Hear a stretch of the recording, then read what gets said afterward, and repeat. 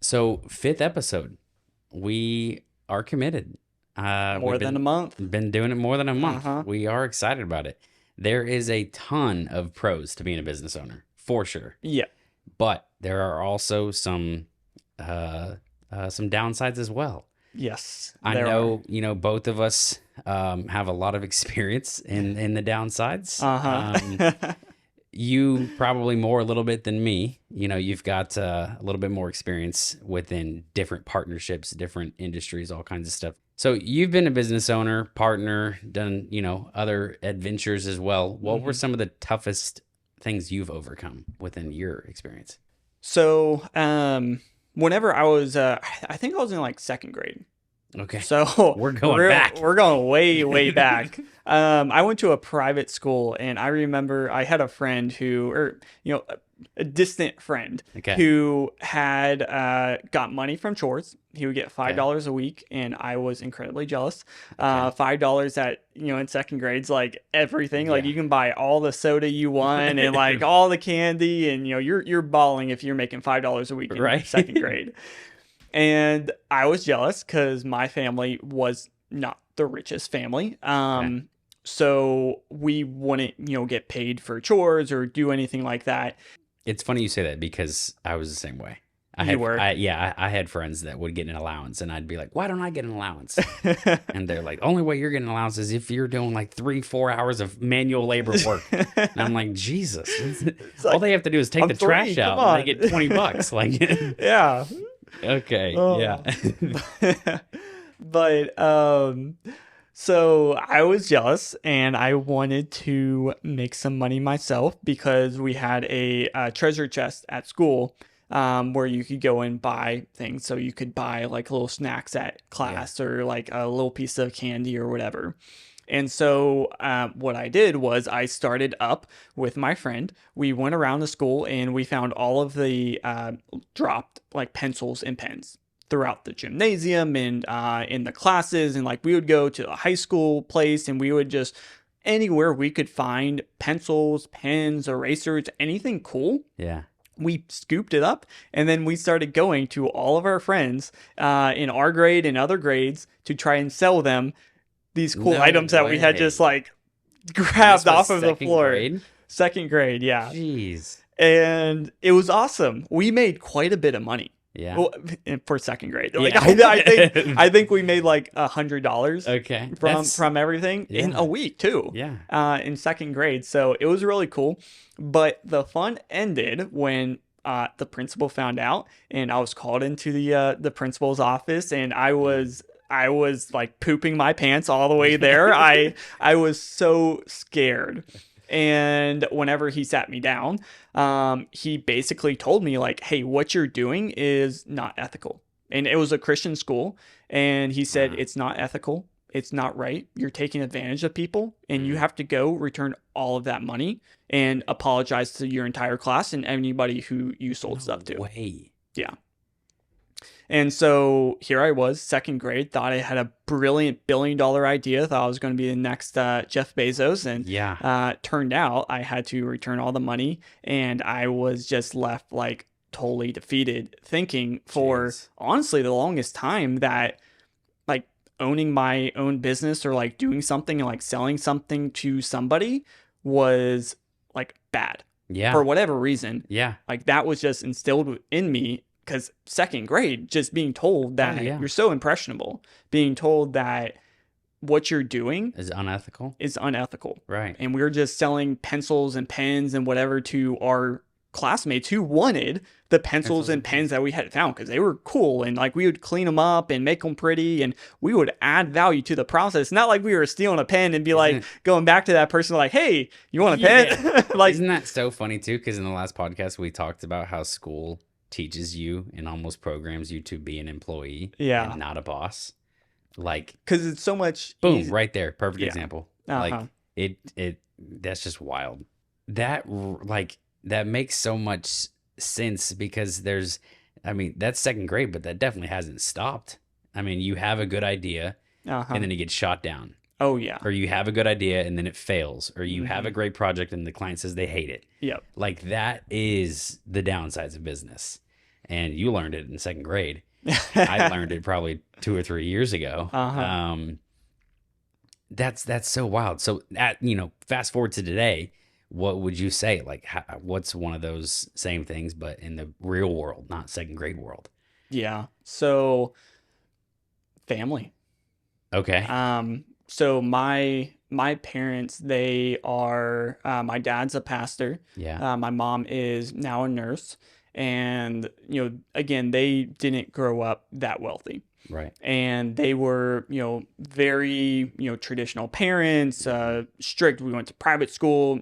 I went to public school for a little bit, but primarily private school, very strict, regiment, and played sports and whatever. And that was basically it. And so whenever like I would talk to them about wanting to start my business, or even to today, like I will talk to like family members, and like they'll always ask me like, so when are you going back to college? Yeah. Why don't you get a job as a software engineer? Your brother's making, $200,000, and you're over here doing this. Like, isn't this safer? Isn't this better? Like, Yeah. you get stock options, you get health care, you get a guaranteed salary. Like, Yeah. is it worth it doing what you're doing? And so, just like in school, like there's always going to be people when you're starting business, when you're growing, when you're at the baby steps, like, I'm currently at. I would say in the grand scheme of things, Right. Business is huge. There's always multiple levels you can go between. Like people are going to like just try and not, push you to do that. I would say people are going to shit on your dreams. Oh, 100%. Legitimately. Yes. It is. That's just part of starting your own business, doing your own thing. I mean, and because it's kind of, well, thinking about it, in their defense, it is kind of crazy to start your own business. It is, because once again, I believe we're all kind of programmed and taught we need to be employees, do the safe thing, do the safe route. So when somebody goes against that, it's kind of like, hey, that's not a good idea. Mm-hmm. So I'm not mad at them for thinking that. Yeah. Right? Because I have the same exact experience as you. Not same exact, but for us where we're at right now, that's the hardest part. Mm-hmm. Of like, you want to feel supported and people to be, happy for you and proud of you and things like that. And so, for me, it's the same thing. I didn't learn it in second grade, but, for me, the one of the first kind of harder things was, and I've talked about it before, but leaving the fire department. That disappointed my family. It genuinely disappointed them. And to this day, I still don't think there's like a ton of encouragement behind what I'm doing. Like, I think they still ask me every other time I go up there, so do you still have your firefighter certifications? Have you thought about going back and doing that? I always answer with, this is my passion. Yep. Like, this is what I want to do. And it may not be handyman in 10 years. It might be BizWhip. It might be something totally different than BizWhip. It might be, who knows? Yep. But the hardest part is accepting that they might not believe in you and that you have to go and do it on your own. And then that makes everything else so much more difficult, because there goes your support system. Yeah. Right. There goes the people that believe in you and love you and trust you. And you want to call them and say, hey, we just had a deal on the table and it went through and now I don't know what to do, or you know what I mean, or this client's really mad. But you're not going to tell them that, because then what are they going to think?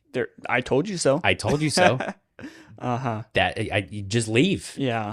So the last people you call are them, and say that the only time if they ask me about how everyth's perfect. My business is perfect. Booming. Amazing. Yeah. It is great. And inside I'm like, so, that is definitely, maybe I wonder, like, 5-10 years, does that just become numb? Like, do you just not care anymore? I mean, you've at least dealt with it a little bit longer than me. I'm still a virgin in this aspect. Yeah. I don't think you ever become numb to it, but you become better at managing it. So, like, I've been self-employed for quite a bit of time. Right. I've been on and off with owning stuff for, quite some time. Yeah. And, you just learn that, hey, like you said, my customer's mad at me. I'm not going to go and complain about that to my parents because, Yeah. they're going to tell me I told you so. Like, Yeah. go get your college degree, go into software engineering, do something. And like, I just learned how to better manage that. And really, that just comes down to finding other people who are in similar boats as you Mm-hmm. and being able to talk about it with them. Because, like, Yeah. if I see another business owner going through something, I can relate to that. Yeah. Like, they just missed payroll. Like, Yeah. been there, done that. Let's talk about it. Yeah. And versus a lot of other people, like, again, nothing, against them. They just haven't been in those situations. Right. And so it's hard for them to relate to the experiences you're going through, to customers being mad at you and you not being able to pass it to a manager. Yep. And remember the time where the customer didn't pay us the $2,000? Yep. Right? They paid the 50% up front. They didn't pay the other half. Uh-huh. And the first thing I wanted to do was like call my dad and have them, come beat this person up. You know what I mean? Like come defend me. Uh-huh. And instead, I texted you, uh-huh. and then I called you. And I know the response you gave me is what I needed to hear. Mm-hmm. And I think that was one learning point for me because I did end up talking to my parents about it. Uh-huh. And the first thing, my dad had a little bit, better answer to it. But my mom was very much like, fight till you die for that $2,000, Uh-huh. right? And I get it, I understand where she's coming from. But in the grand scheme of things, you're kind of like, hey, man, honestly, let's break it down. Like $2,000, our hourly rate's X amount. If you work more than this to try to get that, like, and at the end of the day, you're like, is it worth it? Yeah. It's just not even like, there's certain things, there's certain battles you just let go. Yeah. And I think that's the biggest part that people don't understand as being a business owner is like, there's so much stuff you've got to just let go. Yeah. You don't have to fight absolutely every person, every customer, everything. Like, you need to make things right, right? I mean, there's a difference in letting it go and actually like providing a good service or whatever. Yeah. But if you did everything in your power, stop trying. Yeah. You know what I mean? That person's irrational. That person's not going to, it's just not going to work out in your favor. Yeah. I guarantee if we would have taken that person to court and done all kinds of stuff, it still would have ended up not being in our favor. It would have been more headache for us. It would have been, and maybe we made the $2,000, but we spent a month and a half doing it, and I missed out on $10,000 of work. Yep. So it's kind of like, just, take everything with a grain of salt. I mean, just really analyze it, think about it. Is it worth it? And to me, I've learned that a lot with my family. Is it worth telling them everything? Yeah. Because I shit you not, every time that I talk about my success, something bad ends up happening. Just like when we had that success with BizWhip, about a week ago or so, I wanted to call my parents because I wanted to tell them the good thing that happened. Yep. And of course, the next day, that good thing ended up turning into not a good thing, and nothing came from it. And so just kind of shows you, like, you don't have to, preach to the rooftops about like how great you're succeeding or how great everything's going. Take the same approach you do with like the bad. Like if you don't tell them everything that's bad that's happening, you also don't have to talk about all of the good. It's just do your own thing. Like if it's your business, you run it, you're successful in it, and that should be all you need. It doesn't have to be, if they ask you a specific question, sure, give them an answer if you want to, but if they're not asking you questions, just do you. Yeah. I think that's so important because so like when you're an employee, everything's kind of smoothed out. Like we've talked about, like, hey, if you have a problem, you can throw it to your upper manager. It's now their problem to solve. But also, like, everything else is smoothed out. Like, you're always going to get paid. Yeah. Every single time. You're never going to lose money by going to work. Yeah. You're going to, as long as you're good at your job, you are going to keep that position and you don't have to worry about losing your job. And it is almost like, especially in today's job market, the employer's responsibility to help you grow and to give you new paths and to be able to challenge you and to help you push you along in that journey. But with business, like, you can be high one day and you can be in the absolute lowest depths in like deep despair the next day. Just like you said, like super awesome success. Next day, totally shit. And like, that is business. Like, and it's really is so like it's so cyclical. Like looking back on, and now I'm like really kind of immune to it. Like I'm numbed to it almost, Yeah. where like 1 month we'll do really awesome, and then the next month like we'll lose customers, we'll, like things will go really shitty, Yeah. some big problem will come up, and then I'll get super focused, I'll work really hard on solving that problem, it'll get fixed, and y'all feel on top of the world, and then Yeah. shit hits the fan again, and I'm Yeah. back on the grind. Yeah. And like as a business owner, like you just get used to that ups and The downs, cycle. because there's nothing to smooth out those bumps in the road for you. You don't have suspension if you're a business owner. Like you feel every single bump, Yeah. every single one. And you won't always get paid. You will work way more than all your employees. Yeah. And there's no guarantee for you as the business owner like there is as an employee. Yeah, literally not one. Yeah, so basically, I mean, everything has a risk, and comparing, employees to employers, business owners. As an employer, as a business owner, you're going to have more risks, right? But in the grand scheme of things, you get more reward, right? Yeah. And that's the point of it. There's no gain without risk. There's no gain without risk. So as an employee, and we talk about it, I feel like almost every podcast is like, it's nice because you don't have as many risks. You get to live a little bit more comfortable life. Maybe that's what you want. That's perfect. That's great. Yeah. You go home, you don't have to think about that thing that happened at work. You can shut it off and go on with your day and pick it back up tomorrow. And you're done. Yep. There's no clocking out for us. No. It's like Haley will ask, why don't you just worry about that tomorrow? And it's like, I gotta figure it out right now. Yeah. I don't know why. I just have to. Well, because you can't pass it. Like if you don't figure it out, it's not going to get figured out. Right. And tomorrow there's going to be another problem and another problem after that. So like there's no clocking out. Yeah. I do think, risk versus reward is huge as a business owner, for sure. And that is the detrimental part of the ups and downs, right? If you're taking a lot of risks, you're going to have a lot of downs. You're going to have a lot of downsides to it. But the rewards are so beneficial. It's worth it. Yeah. So if you've been thinking about starting your own business, take this as a sign. Just do it!